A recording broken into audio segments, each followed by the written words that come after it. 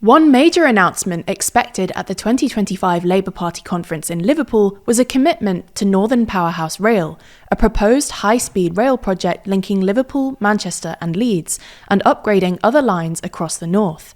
Back in June, Chancellor Rachel Reeves said she would set out the government's plans for Northern Powerhouse Rail in the coming weeks, but no further announcements were made.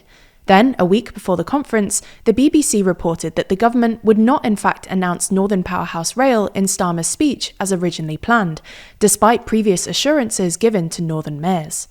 So in this video, we'll explain the Northern Powerhouse Rail project, why it keeps being delayed, and whether it will ever happen.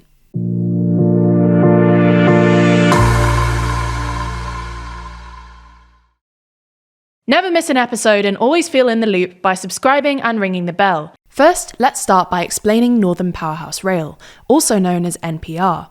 The idea of a high-speed rail link between cities in northern England first became a serious proposal in 2014, when then Conservative Chancellor George Osborne gave a speech proposing a high-speed rail link between Manchester and Leeds, intended to boost the regional economy and allow northern cities to, quote, take on the world. Osborne argued that a high-speed rail link in the north should be considered as part of the second phase of the HS2 project, an ongoing high-speed rail project from London to Birmingham and beyond, creating a northern global powerhouse and a more geographically balanced economy in Britain. This argument is based on the concept of economies of agglomeration, i.e. the idea that clustering urban centres with similar industries leads to higher economic productivity, more efficient supply chains and lower costs. This is also why the UK government is funding the Oxford-Cambridge Super Arc, a planned economic corridor linking the science and innovation hubs Oxford and Cambridge via Milton Keynes to drive growth. Anyway, in 2019, the Transport for the North, or TfN working group, published its Strategic Transport Plan, a 30-year vision for NPR and its potential benefits. The report claims that, by 2050, NPR would allow nearly 10 million people in the north to live within 90 minutes reach of multiple economic centres, compared to just 2 million today, and would triple the number of businesses able to access 4 or more cities or Manchester Airport within 90 minutes.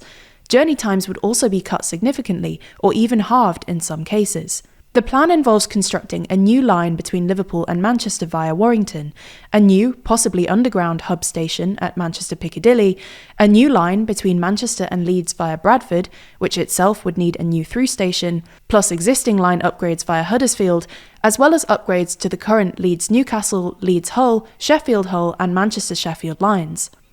Under Conservative Prime Minister Boris Johnson, the government pledged to fund the Manchester to Leeds section of the route, but scaled back some elements of the broader project as part of its 2021 Integrated Rail Plan.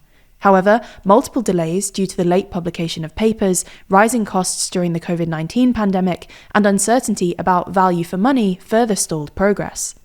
For context, the way the government assesses which infrastructure projects to fund is using a value for money approach, which compares estimated costs against predicted benefits.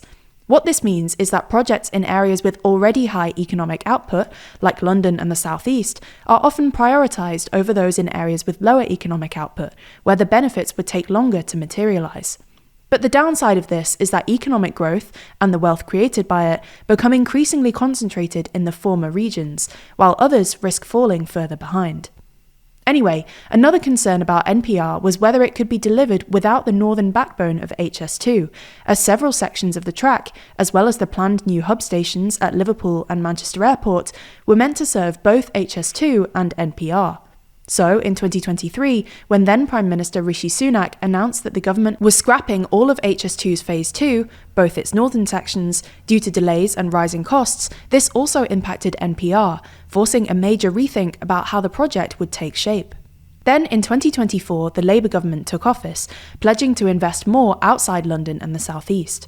In October 2024, Reeves announced funding for one section of NPR, the Trans-Pennine Upgrade, electrifying the route from Manchester to York via Huddersfield and Leeds.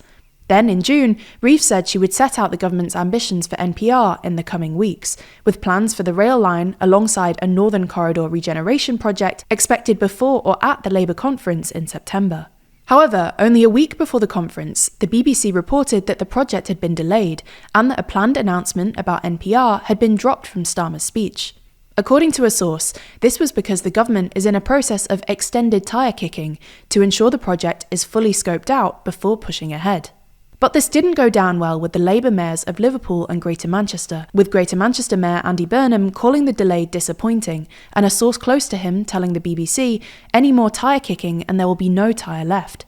The government's decision also came several weeks after Reform said they would scrap the project entirely, with Reform Deputy Leader Richard Tice claiming that the voters of the North do not want, and have never wanted, a handful of high-speed rail lines, serving a handful of big cities at fares only business people on expenses can afford.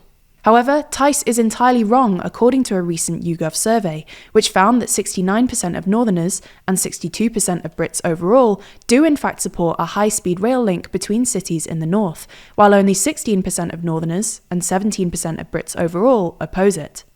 The government's delay on NPR has also been criticised by figures from other parties, such as the leader of Liverpool's opposition Liberal Democrats, Carl Cashman, who told the BBC, "In Liverpool, we have a Labour council, a Labour Metro Mayor, nothing but Labour MPs, and a Labour government, and we still can't get anything meaningful." We should clarify, though, that Starmer has said the government remains committed to the project, so it does still look likely to happen. Starmer added, "While I do understand the frustration, I think that anyone who looks at the mess the last government made of HS2 would say getting it right matters." Ultimately, though, Labour may well have legitimate reasons to delay NPR, but U-turning on their planned announcement builds into an existing perception of poor communication from Starmer's government. More crucially, as some commentators have pointed out, Labour's foot-dragging on NPR is also a potential political misstep, as the party risks losing dozens of its traditional red wall constituencies in the north to Reform at the next election. Failing to deliver what many northern voters feel are long overdue improvements to rail in the region risks only reinforcing a belief that Labour has abandoned them. Now, the plans for Northern Powerhouse Rail are constantly changing and updating as more and more outlets are reporting on it. Right now, there are 10 sources reporting on it, with most of the coverage coming from the centre. If we dive a bit deeper, we can see that the left focuses more on the delays, and the centre frames the plans as set to be revealed in the coming weeks. This type of analysis is why Ground News has been my favourite way to stay up to date with the news since 2023, so I want to thank them for sponsoring this video. It's no secret by this point just how much we're fans of Ground News. They've been long-time supporters of our channel and independent news media at large. Their app and website make it easier to navigate the news. Ground News gathers thousands of articles worldwide in one place, so you can easily compare how different outlets cover the same story. Each story comes with a visual breakdown of political bias, factuality, and who owns these sources. And it's not just me, Ground News has even been recognised by the Nobel Peace Centre for its impact on media literacy. And speaking of bias, their brilliant blind spot feed allows for you to fully expand your media bias and find stories that are being disproportionately covered by one side of the political spectrum or the other. It's important to know the full story, and Ground News ensures that you always will. If you're curious and committed to understanding what's really going on in the world, like us, then Ground News is the tool that you've been looking for. That's why we've partnered with them to give TLDR viewers 40% off their unlimited access Vantage plan. Subscribe through the link in the description, visit ground.news/TLDR, or scan the QR code on screen. By subscribing, you're also supporting an independent news platform that's working to make the media landscape more transparent and balanced.